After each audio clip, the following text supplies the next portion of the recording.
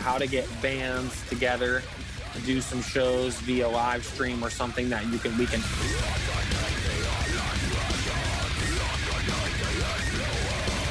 Hi, this is Jami from Code Orange. Catch me on LAMC Productions, Words and Music.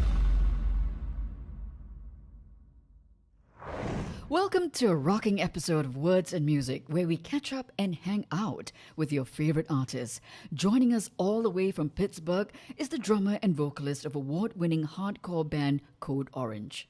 So, Jami, we're going to start with maybe you can just tell the rock music fans in Singapore about Code Orange. We're a band from Pittsburgh, Pennsylvania in the U.S. We've been a band for since we were little kids pretty much, and we just had an album come out called Underneath on Roadrunner Records. It's our third album in our kind of current incarnation. Excellent. When did your first break come out? When did you realize that this is something Code Orange could continue to pursue as a band? I mean, we kind of never really thought about it like particularly like that, but we started very young. I met Reba when we were maybe 13, and I knew Dominic at the time, who's in the band now, and met the other guys when we were 15. So we just have kind of kept pushing inch by inch and getting our art to where we wanted it to be and figuring it out, touring all across the world, very do-it-yourself style in vans and small cars and vans with other bands for years and years and years. And our last record, Forever, we signed to Roadrunner Records, and we kind of started, we had done a lot of stuff up until about 2014, and in 2014 we kind of almost a little bit rebooted what we were doing with a record called I Am King, and then we made Forever, which was our first record on Roadrunner, and this is kind of the third record in that arc. So now, you released Underneath during COVID-19. What were the initial thoughts? We had our release date set, and it just kind of fell right when everything kind of started coming down, at least over here. I know it was kind of going on a little bit before that elsewhere. But, the record in a lot of ways is very relatable to the situation.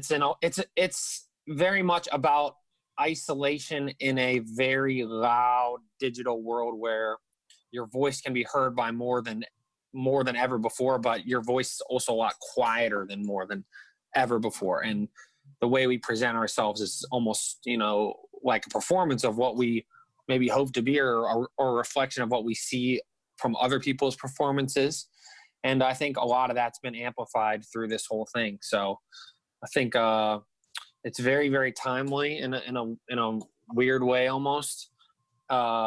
And it's a scary record. We are in control of every conceivable aspect of the band. So we're not the kind of band who kind of just goes into the studio and records and we're done. There's all the stages in between, And so we were in the mix of that for a very, very long time. And then right when it was going to come out, this whole thing kind of hit. So we had to pivot a little bit, but it kind of honestly made a lot of sense with the content of what we had created. So how did the production process go for this album? Well, the way we started was by making about 15 very specific, mixed by us demos via laptop. So we pretty much made a record, our own version of the record. It was mixed. It had hundreds of layers on every song, almost the way you hear on this record. Obviously, it sounded a lot worse, but it's not just, set up a recorder in the middle of the room demos. They're very concise, detailed demos, and took that, met some producers. We knew we wanted to work with one of our previous producers, Will Yip, in some capacity. So we knew he was going to be involved, but we wanted to try to maybe find a new producer for the whole thing. And we met Nick Raskulinecz, who came down to Pittsburgh, who's worked on everything from Foo Fighters, Deftones, Korn, Rush, a lot of stuff that we never really thought we would necessarily get in bed with production-wise. But we had such a specific and clear vision, and meeting with him, he was very clear. I just want to help you execute it. I don't want to change it. If there's little things here or there where we can bring out some melody and bring out make it have a little bit more reach, like get those melodies out that have always been there, but are there, and make them pop a little more. That's what I want to do. So, you know, and keep and on a record that's so drenched in technology and there's so many layers, you wanted to keep that rock element in the forefront, which was also important to us too. And you can sometimes lose sight of that when you start playing with all the technology that we're playing with. So that's kind of the way that it went. And then after him, he tossed it back to us. We basically took the drive straight out of the studio, went with our buddy Will Yip, and just worked on mix after mix after mix, kept editing, tweaking stuff, 30, 40 mixes on every single song at least, and until every single pin drop was heard, basically. How did the title of the album come about, Underneath? Yeah, I mean, there's multiple meanings to it. I mean, the record is very much about taking a journey of, I guess, in some ways self-discovery through this kind of cold digital world, and having to face the monster of ego and pride and resentment and hopelessness and uncertainty and all these things that we especially are feeling right now, and kind of face, you know, feel that monster trying to break out from its shell and control your life in a lot of ways, and kind of face the choices that you've made and kind of dig down underneath and see, you know, what's inside. And on the flip side, it's kind of about trying to go under the surface of this new socially connected world that we live in, and this kind of all-consuming digital nirvana, you know, and to acknowledge it and accept it for what it is, learn about it. You know, there's no rejection of these technologies, but it's more just looking at what it turns you into and what it turns us all into, and the kind of echo chamber that creates and the domino effect that leaves in its wake. You know, the normal cycle when a band releases an album, they surely and definitely want to tour it. But for this album cycle, I mean, obviously that was not possible, right? So, yeah. And what were the amendments you made? Well, we had a lot of tours booked. We haven't really toured in like a year and a half, 2 years, more than that now, because we were working on it. I switched from being the drummer who sang to just singing. We got a new drummer, so we had a whole kind of new lineup, new way we were going to go about things.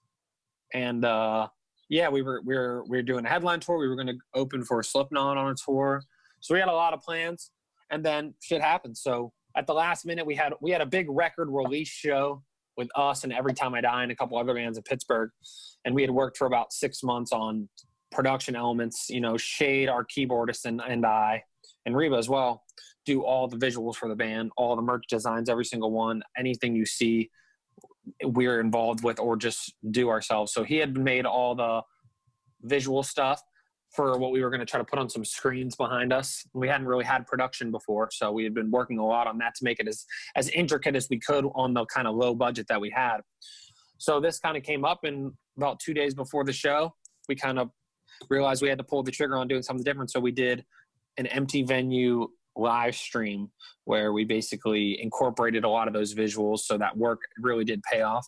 And we used the venue we were going to use for our record release show. I called some people I knew, and we made it happen on the flip, and you can check that out on YouTube. It's called Last Ones Left in Fear of the End. Definitely. Wow, that's really innovative. Thanks. I guess it just has to adapt.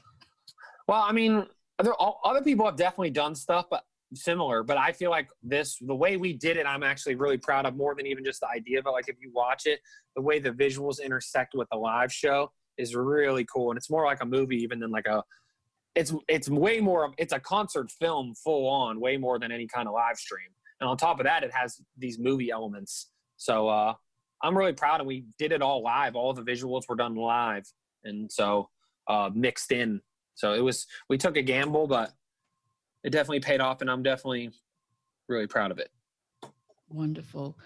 Well, it's great to hear, Jami. You know, congrats on that.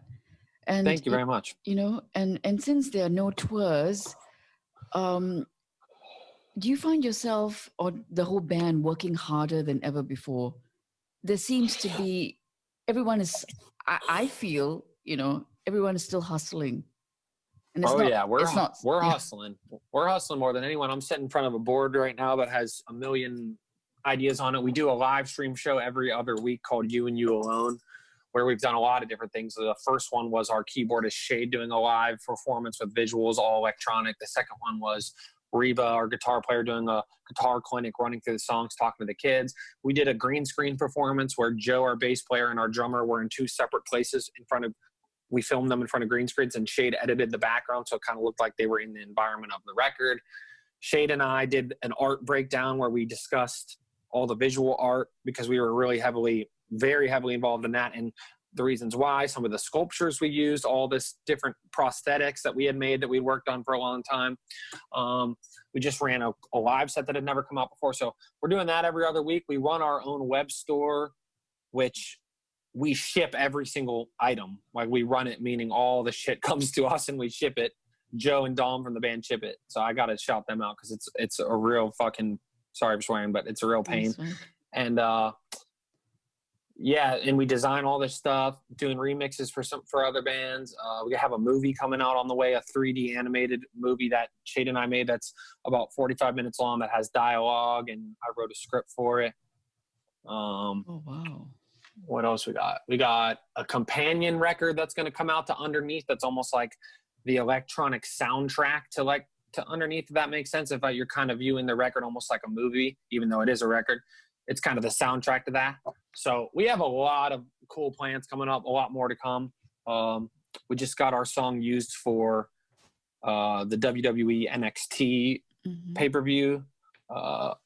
And yeah, so we have a lot of things going on. So we're keeping super busy. We don't stop working every day. You know, I've seen you drumming, you know, at the shows, rocking in some of the festivals.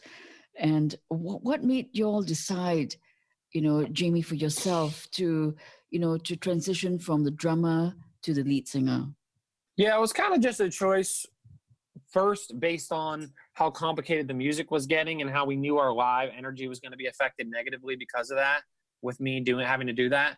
And then it kind of became something that we saw like, wow, you know, we went and did about a couple shows opening up for Slipknot in Europe, just like 2 or 3. And we did well, but it's very, very hard to connect the way that we're set up. And we've always known that, but we kind of tried to overcome it. And we did, I think, as much as we could, but I think we had hit a wall. And it's time to shake it up. We always like to shake it up. We always add people in the mix. We change things up every single record. And we wanted to do something exciting. So we kind of built this idea of how to introduce that in a cool music video arc. So if you go watch the video for our song Underneath and the video for our song Swallowing the Rabbit Hole, there's a cool kind of story introduction of how we get to that point. And so it's more than kind of just a utility thing. And yeah, we've done one show, which was that live stream, and it's very fun. And I'm looking forward to it. It's going to open us up to a lot more people. And I think it's just going to free us up energy wise and give people something new to look at, and give people who haven't seen us yet, which is a lot, something, one that I feel like is a lot tighter and just better sounding, but 2, you know, something they're a little more used to in terms of having somebody in the front. I can't imagine what it's going to be like for you connecting with all the audiences, you know, as a lead singer, you know. I'm excited. I'm very much feel free from the drums. And I like drums, but I've never considered myself like a drummer. It's never been my passion or anything. I play drums kind of as a means to an end, even though I enjoy it. But I like to sing and I like to be creative, and now I can do more of that. So, which was the first band Code Orange toured with? The first popular band we toured with, like open for, maybe Terror or Bane. And then Every Time I Die was a little bit after that. We did a lot of really small tours just by ourselves and with really other very small bands. The band Full of Hell we toured with a lot very early. But I mean, I just remember being cold and sick and having fun. That's it. So we've toured so much that it's like, you know, we when we go to Europe now, people say, oh, this is your first time here. And it's like, no, we are young, but we started when we were teenagers. So, you know, we've been in the mix for a long time. Now, your chat with Slipknot's Clown on the Electric Theatre, I mean, you were the first guest on his show. How did that happen? Oh, really? He just reached out through like I think our press guy or something. But when we opened for them for a couple of days, we like sat there and ate with him and stuff, and he's just like ate dinner with him. He's just a great dude. So that was cool that he wanted to have me as the first episode. I was like, wow. So we did it. We had a good talk. I heard it. I mean, it was very real. I mean, Clown is, such a genius in his own self, For sure. And For sure. he's such a grounded person. He is. I think, as they say, real recognizes real. I consider him to be a good judge because he's not running around just socializing with everybody, doing all this kind of stuff. He's not trying to get anywhere. He just wants to talk to people he thinks are real. So I took that as a great compliment. What was it like opening for Slipknot on the road? Well, we only got like 3 days to do it. We were about to go do the tour. So, it's crazy for sure. It's chaotic though when you're going to Europe and you're just doing like a couple shows, or maybe it was more than 3. It was maybe like 5, but it was just not, it was quick. It was great though. They're great dudes. I wanted to get in the rhythm of getting on a tour with them and really getting our shit together, especially now that we have the lineup the way it is. I think we were about to go smash everyone on that tour coming up. We were going to do with them. So we'll see. We'll get back at it, but it was great. So Jami, just when was that? Was it this year? Those couple shows were in June of last year. Oh, and the wow. tour coming up was supposed to be now. Yeah, the Knot Fest, right? Yeah. And so that now is going to be streamed. Well, I guess they're streaming the Empty Venue show that we discussed, which is cool because a lot of people haven't seen it, and I think that they're going to be blown away. And then I think Under Oath and them are streaming some older concerts. So I think that's pretty much the deal. So it'll be a cool experience. It's not the same shit. We're not all getting together to do a show. Maybe that's what needs to happen is the bands need to get together and do an actual show that we stream. I mean, we would definitely be on the forefront of doing something like that. Now, what do you think about all this streaming? Do you think there's too much of it? No, it just depends how you use it. I mean, you don't see us kind of like indulging in outside of music activities on there. And a lot of people do that, but that's not really what our band's about. Our band's about our band. It's not really about anything else. So I think there's cool ways to do it. I think you just got to do it the right way, but I think it's a cool avenue for people. And I think it should be used. It should be used the right way though. Anything we do is of high quality. We're not going to do anything, we're not just going to set up an iPhone and start doing shit. We do it high quality and make sure we're proud of it the same way we're proud of our songs, every single shirt, every single video, everything. It's all art. Now, you were booked for Coachella this year. I mean, that's so cool. Yeah, a lot of cool shit's not happening. Yeah. So, I mean, what's the next tour is coming through? What is in the pipeline for Code Orange? I don't know. Nothing's been rescheduled because nobody knows what that. I mean, the only bands who are rescheduling are like really big bands that have to hold giant venues. So, I mean, I'm sure something will happen, but until we know what's going on, how can you really book something when you're just going to have kids buy tickets to it, then cancel it again? It doesn't make sense. It's like something has to be a little more solid. Once shit's a little more solid, we'll be the first ones out there. Mm-hmm. But I mean, we'll do everything we were going to do. I mean, like we had a lot of awesome things coming up. Slipknot, Coachella. There was some wrestling stuff we were going to do. There's all kinds of stuff we were going to do. But that kind of went away. But it is what it is. I mean, you could complain about it, cry about it, or you could just try to make the next pivot. So right now we're kind of, for me, the way my mind is kind of hard to even think about that because I've pivoted. Now my mind is going, okay, what are we going to do during this? If this goes away, we'll be right back at it. But to really like book something solid, I'm just confused how people are doing that because what happens when you just got to cancel it again and then the kids just got to do the refund thing again? It's like, I get it for big bands, I guess, because they got to get the holds on the venues and stuff, like really big. But it's just like, it doesn't make sense to me yet. Maybe in a month it'll be different. I hope so. And I hope that there will be room for us to get out there, but we'll see. Yeah. Jami, we're having that same issue as well, because a lot of the bands and the agents are asking us, put in the offers. But right now here, we got the social distancing, right? It's all this new. So we don't know how many people can fit into a venue, right? Exactly. And how many exactly. tickets. So we're like, okay, And I was just reading about the Zigo Dome. So the Zigo Dome has this 30-person policy. Okay. I mean, that's 11,000. No, that's a 17,000 capacity venue. They're only What the having hell? 30 people capacity. So we're kind of like, how do we get through this? How do we crunch the numbers? How do we make it work? It's going to be interesting times, I think, for promoters and bands, and how we all navigate through this whole process, I guess. I think. Well, yeah. On that note, we got asked to do like this amazing festival in Japan at the end of the summer recently, and I'm just like, yeah, we want to do it, but is it gonna happen? Like, what are we gonna do? Book a bunch of plane tickets and shit for 3 months from now? It's like, it doesn't make any sense. Like, I'm down, but I think the promoters need to focus less on that and focus more on how to do something like what I was describing, how to get bands together to do some shows via live stream or something that we can monetize in a cool high production way, because that will be something that beats what everyone's doing with their iPhones and shit. Something people really would want to see and pay for, or something along those lines, because trying to just like force shows, I mean, good luck, whatever. I mean, I'll be the first one to do shows when it's time, but how are we going to get our shit together? How are we going to get our shit like figured out? We can't. So do you think this time with, that during COVID-19 is the great opportunity to pivot into the streaming and reach more fans? It's kind of like the situation where you keep getting beat up, you better learn how to fight. I mean, it's not like you're my choice. I'm not like, I wish we could do streaming. I literally just wrote a record about how I feel like all this fucking internet shit is turning us into a splintered,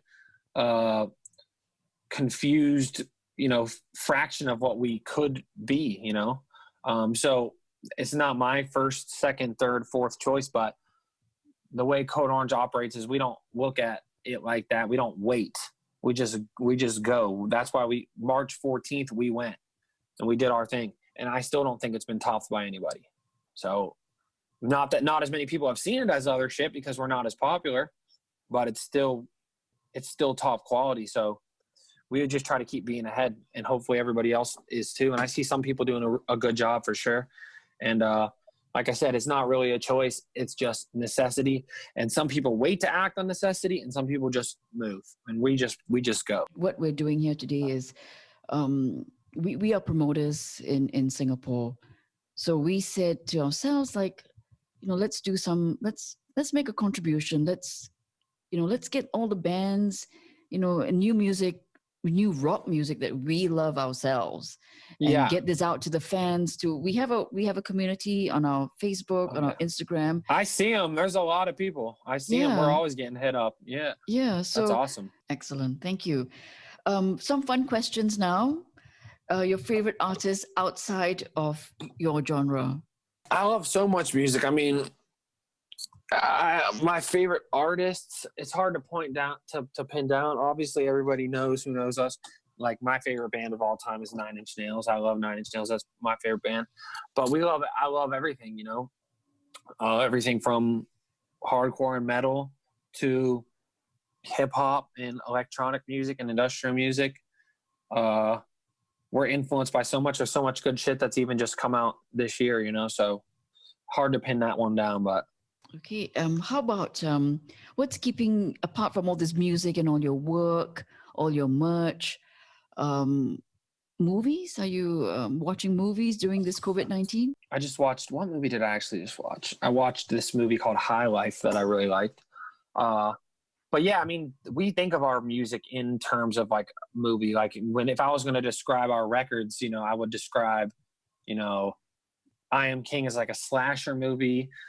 Forever is like a psychological horror, and Underneath is more of like a science fiction horror kind of movie. So I'm always trying to take things in, but we're also, very focused on working right now. So just depends. But it was Alien Day recently, Worldwide Alien Day. So watching some of the aliens. Excellent. Okay, we got some questions from fans. So one fan is asking, from Karma, the punk rocker, I can't wait to see you coming to Singapore. someday.